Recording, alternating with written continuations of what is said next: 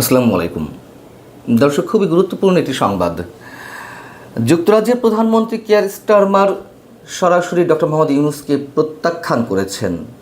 তিনি আমাদের প্রধান উপদেষ্টার সঙ্গে দেখা করতে চান না, এমন একটি কথা আন্তর্জাতিক গণমাধ্যম ফিনান্সিয়াল টাইমসকে জানিয়েছেন খোদ আমাদের প্রধান উপদেষ্টা ডক্টর মোহাম্মদ ইউনূস নিজেই। কেন তিনি আন্তর্জাতিক একটি গণমাধ্যমে এভাবে কথা বলতে গেলেন নিজের সম্পর্কে? এতে কি তিনি নিজেকে ছোট করলেন না, নাকি সজ্ঞানেই ইচ্ছাকৃতভাবেই কোনো বিশেষ কৌশলে তিনি এই কথাগুলি সেখানে বললেন? সে বিষয়ে আলোচনা যাব, তার আগে আপনাদের একটু জানিয়ে রাখি, ফিনান্সিয়াল টাইমস যুক্তরাষ্ট্রভিত্তিক গণমাধ্যম। এই ফিনান্সিয়াল টাইমস যুক্তরাজ্যের বর্তমান প্রধানমন্ত্রী কিয়ার স্টারমার বিরোধী গণমাধ্যম হিসেবে পরিচিত। এই ফিনান্সিয়াল টাইমসই বাংলাদেশের সাবেক প্রধানমন্ত্রী শেখ হাসিনার বোন শেখ রেহানার মেয়ে টিউলিপ সিদ্দিকীর দুর্নীতি নিয়ে বেশি মাত্রায় রিপোর্ট প্রকাশ করেছে।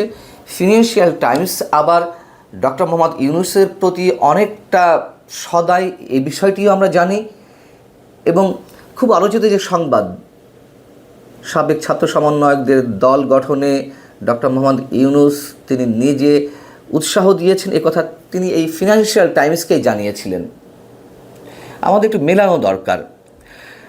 এবং খুব স্বাভাবিকভাবে প্রশ্ন ওঠে, তাহলে কেন ডক্টর মোহাম্মদ ইউনূস এমন একটি আত্মসম্মান হানিকর খবর নিজে ফিনান্সিয়াল টাইমসকে জানালেন, অথবা ফিনান্সিয়াল টাইমস এই বিষয়ে ডক্টর মোহাম্মদ ইউনূসের সাক্ষাৎ নিল?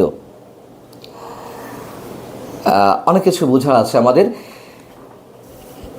এই রিপোর্টটির শিরোনাম হচ্ছে Keir Starmer declines to meet Bangladesh leader, tracking down missing billions dollar. এখানে বলা হচ্ছে যে ইউনূস নিজের মুখে জানিয়েছেন যে স্টারমার তার সঙ্গে এখনও দেখা করতে রাজি হননি, এবং বাংলাদেশ থেকে শেখ হাসিনা সরকারের সময় যে কোটি কোটি ডলার বা অঢেল অর্থ পাচার হয়েছে যেসব দেশে, তার মধ্যে যুক্তরাজ্য অন্যতম একটি দেশ, এবং সে বিষয়ে তিনি কথা বলতে চেয়েছিলেন কিয়ার স্টারমারের সাথে পাচারকৃত অর্থ ফিরিয়ে আনার জন্য। যেহেতু কিয়ার স্টারমার তাকে সময় দিতে চাননি, তার সঙ্গে দেখা করতে চাননি, তারপরেও তিনি আশাবাদী যে এই বিষয়ে যুক্তরাজ্য তাকে সহায়তা করবে। ফিনান্সিয়াল টাইমস বলছে, অন্তর্বর্তীকালীন নেতা মোহাম্মদ ইউনূস বলছেন যুক্তরাজ্যের উচিত বাংলাদেশের নতুন সরকারকে পূর্ববর্তী শাসন আমলে চুরি করা তহবিল খুঁজে পেতে সাহায্য করা। এমনকি ফিনান্সিয়াল টাইমস যুক্তরাজ্য সরকারেরই যেসব সরকারি কর্মকর্তার সাক্ষাৎকার নিয়েছে তাদের বরাত দিয়ে বলছে যে তারা নিশ্চিত করেছেন বর্তমানে স্টারমারের ইউনূসের সঙ্গে দেখা করার কোনো পরিকল্পনা নেই, এবং এ বিষয়ে আর কোনো ধরনের মন্তব্য করতে তারা অস্বীকৃতি জানিয়েছে। এই প্রতিবেদনে বলা হচ্ছে, শেখ হাসিনা এবং তার আওয়ামী লীগের আর্থিক কেলেঙ্কারির তদন্তের বিষয়ে বাংলাদেশের মধ্যে যেই ধরনের কথাবার্তা উঠেছে বা যেসব নিউজ বের হচ্ছে, এতে করে স্টারমারের যুক্তরাজ্যের লেবার পার্টির উপরে বিরূপ প্রভাব ফেলছে। আমি প্রথমেই যে কটি কারণ বলছিলাম একটু মিলিয়ে দেখা দরকার। তার মধ্যে একটি হচ্ছে ফিনান্সিয়াল টাইমস কিয়ার স্টারমারের বিরোধী গণমাধ্যম হিসেবে পরিচিত, এবং তার একটি প্রমাণ তো এখানে পাওয়া গেল। এখানে বলা হচ্ছে যে জানুয়ারিতে দুর্নীতির অভিযোগে জর্জরিত হওয়ার পর তৎকালীন দুর্নীতি বিষয়ক মন্ত্রী অর্থাৎ টিউলিপ সিদ্দিকী, যিনি স্টারমারের খুবই ঘনিষ্ঠ হিসেবে পরিচিত, তাকে পদত্যাগ করতে বাধ্য হতে হয়। এবং সবশেষে টিউলিপ সিদ্দিকী যে ডক্টর মোহাম্মদ ইউনূসের সঙ্গে দেখা করতে চেয়েছিলেন, তিনি মন্তব্য করেছিলেন যে একসাথে সরাসরি বসলে টিউলিপ সিদ্দিকীর সাথে বাংলাদেশ সরকার, বর্তমান অন্তর্বর্তী সরকারের যে ভুল বুঝাবুঝির অবসান হয়েছে সেটির অবসান ঘটতে পারে। কিন্তু ডক্টর মোহাম্মদ ইউনূস বলছেন না, তিনি টিউলিপ সিদ্দিকীর সঙ্গে দেখা করবেন না। এটি ফিনান্সিয়াল টাইমসকে আবার সরাসরি তিনি জানিয়ে দিয়েছেন। এটি একটি আইনি সমস্যা, এটি একটি আইনি প্রক্রিয়া, এবং এটি আমার সাথে ব্যক্তিগতভাবে কোনোভাবে কিছু জড়িত নয়, ডক্টর ইউনূসের মন্তব্য। এখন ডক্টর ইউনূস সরকারের বক্তব্য অনুযায়ী পাচারকৃত অর্থ কোথায় কোথায় গেছে বেশি? যুক্তরাজ্য, কানাডা, সিঙ্গাপুর সহ মধ্যপ্রাচ্য ভিত্তিক বেশ কয়েকটি দেশে এই পাচারকৃত অর্থ রয়েছে। এবং যেটি এই প্রতিবেদন জানাচ্ছে, যুক্তরাজ্য সফর দিয়েই শুরু এই পাচারকৃত অর্থ উদ্ধার করতে ডক্টর মোহাম্মদ ইউনূস যুক্তরাজ্য দিয়ে শুরু করেছেন এবং তিনি আরও অনেক দেশ সফর করবেন। মজার বিষয় হচ্ছে যে এই যুক্তরাজ্য সফরের আগে ইউনূস প্রশাসন থেকে জানানো হয়েছিল যে এটি একটি সরকারি সফর এবং তিনি চার্লস হারমোনি অ্যাওয়ার্ড গ্রহণ করতে যুক্তরাজ্য যাচ্ছেন, এটি মূল উদ্দেশ্য, এটিকে সামনে রেখে তার যুক্তরাজ্য সফর। এখন শোনা যাচ্ছে যে এই পাচারকৃত অর্থ উদ্ধারের জন্য নাকি তিনি যুক্তরাজ্য দিয়ে সংশ্লিষ্ট দেশগুলোতে সফর শুরু করেছেন। বেশ মজার বটে।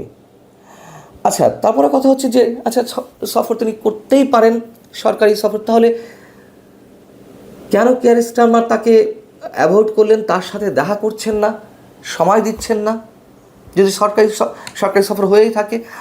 আবার এই অর্থ উদ্ধারের জন্য কেন ডক্টর মোহাম্মদ ইউনূসকেই সশরীরে দেশ থেকে দেশান্তরে যেতে হবে, ঘুরতে হবে?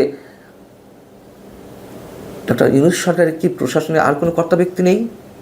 এবং এইগুলো কি ব্যক্তিগত সম্পর্কের জায়গা থেকে উদ্ধারের বিষয়, টার্মস অ্যান্ড কন্ডিশনের বিষয়, রুলস অ্যান্ড রেগুলেশনের বিষয়, নানান ধরনের নিয়ম, নানান ধরনের চুক্তির আলোকে এগুলো উদ্ধার করা হবে?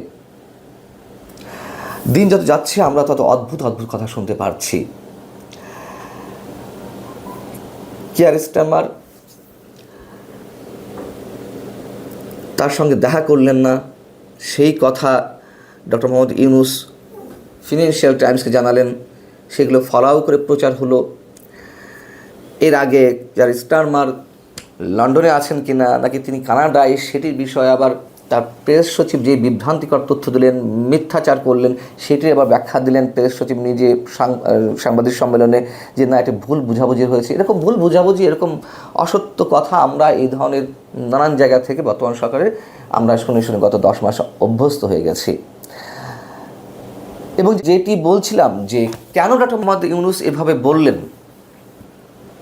যে যুক্তরাজ্যের প্রধানমন্ত্রী তার সঙ্গে দেখা করতে চান না, হতে পারে কোনো কারণ যে অর্থ উদ্ধারের বিষয়টি এত সহজ নয়। অর্থ পাচার হয়েছে, এটি আমরা সবাই স্বীকার করি। কী পরিমাণ অর্থ, যে পরিমাণ অর্থের কথা বলা হচ্ছে সেই পরিমাণ অর্থ কিনা, অথবা তার নিজের অযোগ্যতাকে ঢাকার জন্য যে তিনি উদ্ধার করতে পারবেন না, সেই ধরনের ক্যাপাবিলিটি তার নেই, সেই নিজের ব্যর্থতা ঢাকতেই আগেভাগেই কিয়ার স্টারমারের উপরে দোষ চাপানোর চেষ্টা কিনা, যে তিনি তাকে সাহায্য করছেন না, দেখা করছেন না।